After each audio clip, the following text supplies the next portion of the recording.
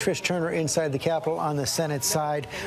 One report that a protester was able to make it toward the Senate floor. Yes, that's exactly right, George. So one of my colleagues at Huffington Post, Igor Bobek, he got trapped on the second floor, witnessed at least two protesters breach the Senate chamber. He said two were actually on the floor, and you see that picture now. One in the presiding officer's chair. Really stunning to see this. And he shouted, "Trump!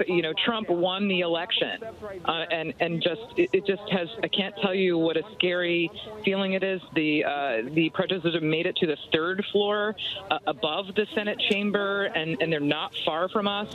I have colleagues who are holding up in the hideaway offices of some senators, and they have protesters banging on the door.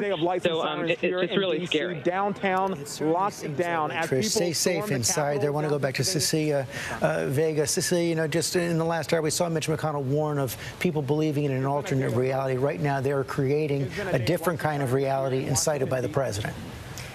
Incited by the president is fact, a bald-faced fact, George. Just 2 hours ago, 3 hours ago, the president was outside the White House telling these throngs of supporters that he personally, repeatedly over Twitter, invited to this city, told them that the march would be wild. He told them to come many, many times, at least half a dozen times by our count in a number of days. And he told them to march down the street to that Capitol and said that he would be marching there with him. He is not marching there with him. And the silence that we have heard from this president will go down in history. He has not condemned what is happening in our government right now. He has not called on these protesters. I don't even think we can call them protesters. They are anarchists, to leave this building.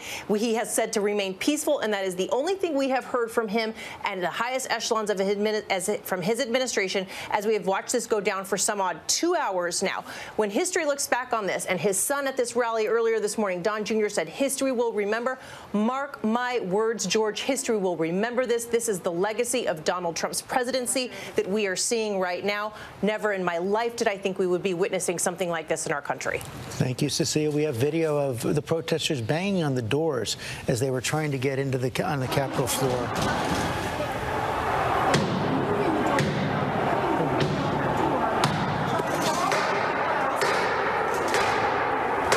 That is not Ukraine. That is not Belarus. That is the United States Capitol right there. Just moments ago, protesters incited by President Trump trying to break down the doors there in this clash over the last several hours. I want to bring in Congresswoman Karen Bass now. A member of the congressional leadership has been brought to a secure location on the Capitol. What can you tell us, Congresswoman?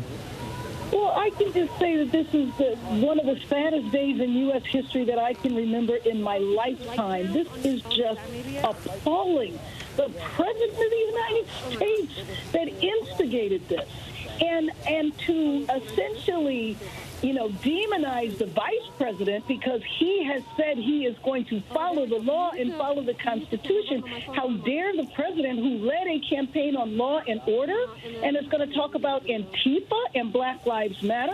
I have never seen, I've been here 10 years, and I don't even understand how the public is on the steps of the Capitol where they are never allowed. This is just shocking. Yeah, you can't understand how it happened. That's what a lot of people are wondering at this point. Have you been given any information, as we see now others trying to climb that fence as well? You've been given any indication of how the situation is going to be gotten under control? We know the Capitol Police can't do it alone. Do you expect that the leadership is going to have to call in for more reinforcements, perhaps the National Guard?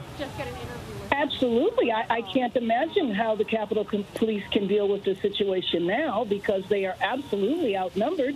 It probably will be needed to bring in the National Guard to secure the Capitol because the president has instigated a riot. Unbelievable. I mean, isn't inciting a riot a crime?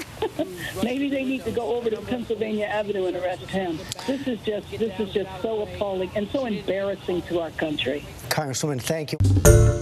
Hi, everyone. George Stephanopoulos here. Thanks for checking out the ABC News YouTube channel. If you'd like to get more videos, show highlights, and watch live event coverage, click on the right over here to subscribe to our channel. And don't forget to download the ABC News app for breaking news alerts. Thanks for watching.